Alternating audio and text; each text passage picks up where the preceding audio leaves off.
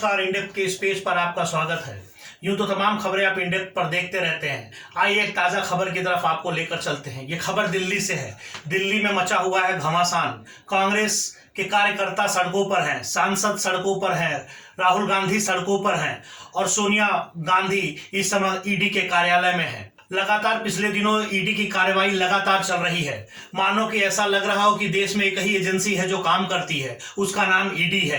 ED अपने काम को बड़ी ईमानदारी से करती है, ये अब समझ में आया है। इसके पहले की जितनी भी जांच एजेंसियां थी, सीबीआई से एनआईए और जितनी भी इनकम टैक्स जैसी एजेंसियां थी, ये एजेंसियां काम नहीं कर रही थी। अब ये सारा दामोदार ईडी पर आ गया है। ईडी हर जगह पहुंच जाती है। ईडी को ये पता चल जाता है कि भ्रष्टाचार किसने किया है और भ्रष्टाचार करने वाले आरोपी को तुरंत ईडी गिरफ्त में ले लेती है। सारी एजेंसियां लगातार काम करती थीं, लेकिन इसके बाद ईडी पर जिम्मेदारी बढ़ गई है। ईडी इस समय सरकार की सबसे पसंदीदा एजेंसियों में से एक है, क्योंकि ईडी अपने काम ईमानदारी से करती है। वो बात अलग है कि लगभग 500 मामले अगर दर्ज होते हैं ईडी के किताबों में, ईडी के पन्नों पर, तो उसमें से लगभग 20 मामलों पर ही सजा सुनाई जाती है, बाकी के सारे मामले खारिज हो जाते हैं। इसका मतलब ये होता है कि ईडी सबूत कैसे इकट्ठा करती है और क्या सिस्टम होता है, ये देखना बड़ा दिलचस्प होता है। ईडी की अगर तारीफ करें, तारीफों के पुल बनाने चाहिए हमें, क्योंकि ईडी है जो अपने काम को ईमानदारी से कर रही है। लगातार 50 घंटे पूछताछ के बाद जब राहुल गांधी का पीछा छूटा, तो इसके बाद तुरंत सोनिया गांधी को बुला लिया गया। इस देश में बात करते हैं, बड़े बड़े नेता आते हैं और नेता कहते हैं कि ये लोकतंत्र है और यहाँ पर सभी को जांच एजेंसियां हैं, जांच एजेंसियों को अपना काम करने दें। बंद फाइलों को खोल देना जांच एजेंसियों का काम कब से होने लगा, ये बात एक बड़ा सवालिया निशान है। जब फाइलें बंद हो गई थी, निष्पक्ष मामला जांच हुई, निष्पक्ष मामले में अगर लोग बेगुनाह पाए जाते हैं, उसके बाद अचानक किस तरह से फाइलें खुल जाती हैं। फाइलें खुलने के बाद 50-50 घंटे की पूछताछ होती है। देश के बड़े नेताओं को बुलाया जाता है, पूछताछ किया जाता है और छोड़ दिया जाता है। इससे क्या हो गया? क्या जो फाइलें थी, क्या वो जांच एजेंसियों ने जो इससे पहले जो जांच किया था, उस जांच में क्या कमी रह गई? इस बात को भी ईडी नहीं बता पाई है। ईडी ये नहीं बताती है कि जो पिछली बार जो फाइलें खुली थी, जिन फाइलों में भ्रष्टाचार की बड़ी से बड़ी जो दावे पेश किए गए थे, वो खारिज कैसे हो गई। ईडी ये नहीं बता पाती है कि जिन लोगों को बुलाया जा रहा है, ईडी कभी प्रेस कॉन्फ्रेंस करके ये नहीं पूछ बता पाती है, मीडिया को, प्रेस को ये नहीं बताती कि जिस मामले में बुलाया जा रहा है उस मामले में हो क्या रहा है, चल क्या रहा है और आगे की प्रक्रिया क्या होगी।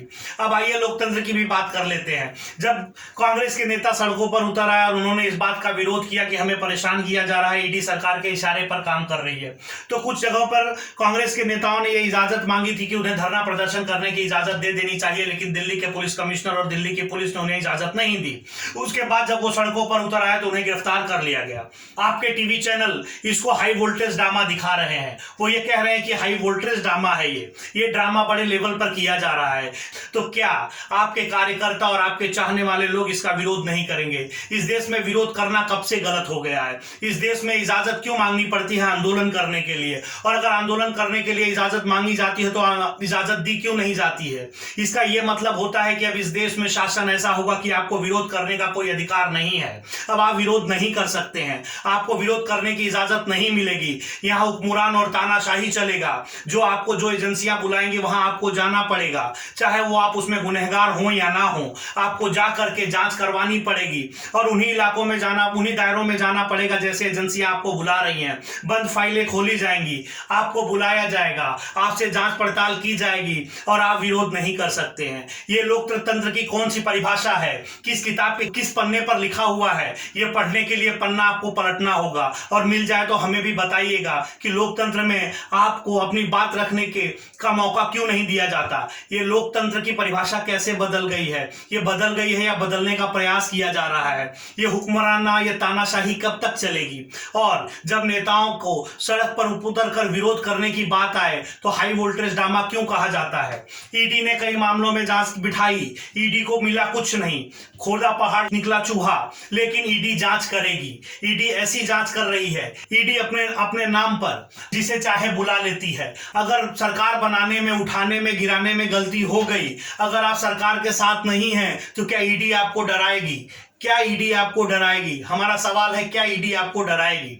अगर आप सरकार के विपक्ष में हैं तो ईडी आपको बुलाएगी। आपको डरना चाहिए, ईडी से डरिए, क्योंकि ईडी ही एक ऐसी जांच एजेंसी बची है जिस पर सरकार का पूरा भरोसा है और सरकार उसी एजेंसी पर भरोसा कर सकती है। बाकी की एजेंसियों पर सरकार का कोई भरोसा नहीं रहा।